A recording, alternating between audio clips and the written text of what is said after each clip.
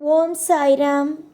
என் அன்பு குழந்தையே, என்னுடைய அழகான தங்கமே, உங்களை பார்க்கும் பொழுது எனக்கு சில சமயத்தில் வியப்பாக இருக்கும்.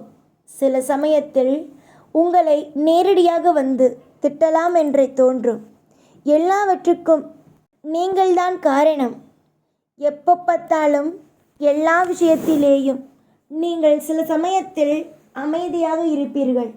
அதுவே சில சமயத்தில் உங்களுடைய வாழ்க்கையில் நீங்கள் எப்பொழுதும் பொறுமையை இழப்பீர்கள். ஆனால் சில சமயத்தில் பொறுமையாக இருப்பீர்கள். அப்பொழுது எனக்கு தோன்றும், தன்னுடைய பிள்ளை நல்ல முறையிலேயே இருக்கிறது, பொறுமையை கையாளுகிறது என்று நான் நினைக்கும் சமயத்தில் பொறுமையை இழந்து உங்களுக்குள் நீங்களே உங்களையே திட்டிக்கொள்ள ஆரம்பித்து விடுவீர்கள். தங்க பிள்ளைகளே, கவலை கொள்ளாதீர்கள். இவ்வுலகத்தில் அனைத்தும் மாறக்கூடியதே. உங்களுடைய வாழ்க்கையில் நீங்கள் அனைத்திலும் நல்ல முறையிலேயே இருப்பீர்கள். இப்பொழுது இருக்கும் இந்த கடினமான சூழ்நிலைகள், இந்த கடினமான முள்கள் போன்று கொட்டி கிடக்கும் பாதையில்தான் நீங்கள் நடந்து செல்கிறீர்கள். இதில் செல்லும் பொழுது அதிகமான வழிகளும் அதிகமான குழப்பங்களும் இருக்கத்தான் செய்யும். இப்பொழுது நீங்கள் நடப்பது ஒன்று சாதாரணமான பாதை அல்ல.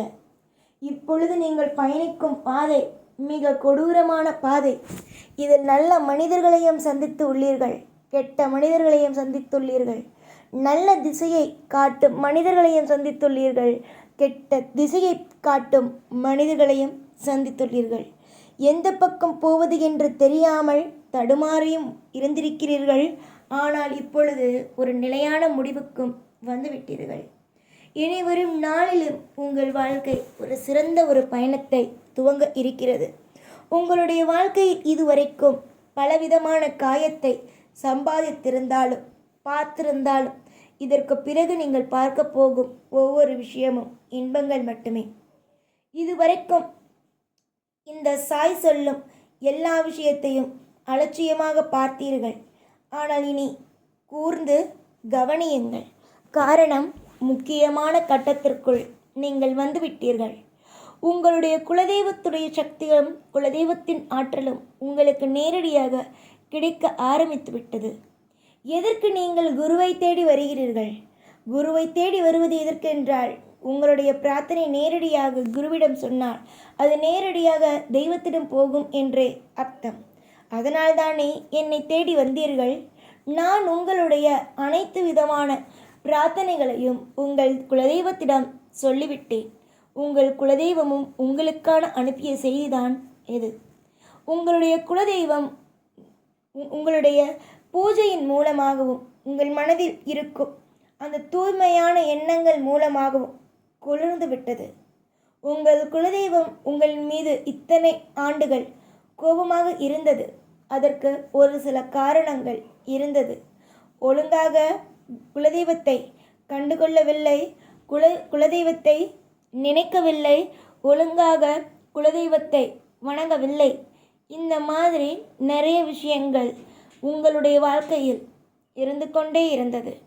ஆனால் இதற்கு பிறகு அப்படி இருக்கக்கூடாது என்று நான் உன்னிடம் வந்து சொல்லி உங்களிடம் நிறைய மாற்றத்தை உன் குலதெய்வம் ஆனது கண்டு உங்களுக்காக ஒரு அற்புதமான அழகான ஒரு விஷயத்தை அனுப்பியிருக்கிறது. அதுவும் நீங்கள் உங்கள் குலதெய்வத்திடம் கேட்ட கேள்விக்கான பதில்தான் இவை. உங்களுடைய வாழ்க்கையில் முன்னேற்றம் கிடைக்குமா கிடைக்காதா? உங்களுடைய மனதுக்கு இருக்கும் மிகப்பெரிய கேள்வியே இதுதான். உங்களுடைய வாழ்க்கையில் முன்னேற்றம் கிடைக்குமா கிடைக்காதா? வாழ்க்கையில் நிம்மதி மலருமா மலராதா? உங்களுடைய வாழ்க்கையில் சந்தோஷம் கிடைக்குமா கிடைக்காதா என்பது அனைத்தும் உங்கள் வாழ்க்கையில் இருந்த மிகப்பெரிய கேள்விகள். இந்த அத்தனை கேள்விகளுக்கும் ஒரே பதில்தான், வாழ்க்கையில் நீங்கள் அடுத்த கட்டத்தை அற்புதமாக பார்க்க போகிறீர்கள் என்பது. உங்களுடைய வாழ்க்கைக்காகவும் உங்களுடைய அனைத்து விதமான குழப்பத்திற்காகவும் விடைகள் வந்துவிட்டது. நிறைய சந்தோஷங்களை அனுபவிக்க போகும் உங்களுடைய வாழ்க்கை இதற்கு பிறகு எந்த காரணத்தை கொண்டு கலங்க தேவையே அல்ல. இதற்கு முன்பு நீ கலங்கினாய். இதற்கு முன்பு வருத்தங்களை நீங்கள் பட்டீர்கள். என்ன வாழ்க்கை, ஏது வாழ்க்கை என்று. ஆனால் இதற்கு பிறகு உங்களுடைய வாழ்க்கையில் நீங்கள் ஒரு நாளும் ஒரு பொழுதும் எதையும் நினைத்து கவலைப்பட போவதும் இல்லை, கவலை வரப்போவதும் இல்லை. இதற்கு முன்பு நிறைய மன உளைச்சல்கள், இதற்கு முன்பு 1000 விதமான வலிகள், வேதனைகள், இவை அனைத்தும் உங்களை போட்டு சித்திரவதைக்கு மேல் சித்திரவதையாக ஆக்கியது. ஆனால் இதற்கு பிறகு அந்த சித்திரவதைகளுக்கோ இல்லை கொடூரமான எண்ணம் கொண்டவர்களுக்கோ இடமல்ல.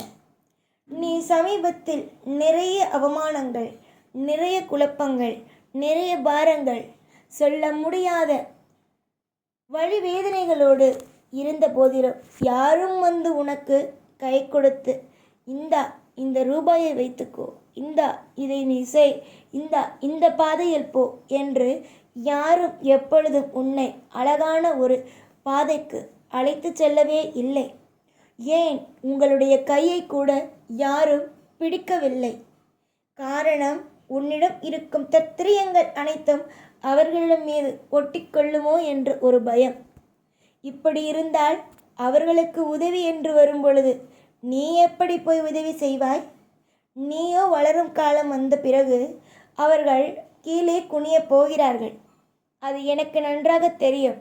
உன்னை யாரெல்லாம் வந்து உங்களுடைய வாழ்க்கை வீணாக போகும், உங்களுடைய வாழ்க்கை இப்படியாகும் அப்படியாகும் என்று இப்பொழுது இருக்கும் இந்த வாழ்க்கையை வைத்து தீர்மானித்தார்களோ அவர்கள் அனைவருக்குமே மிகப்பெரிய ஒரு சறுக்கல்களை சந்திக்கும் நேரம் இது.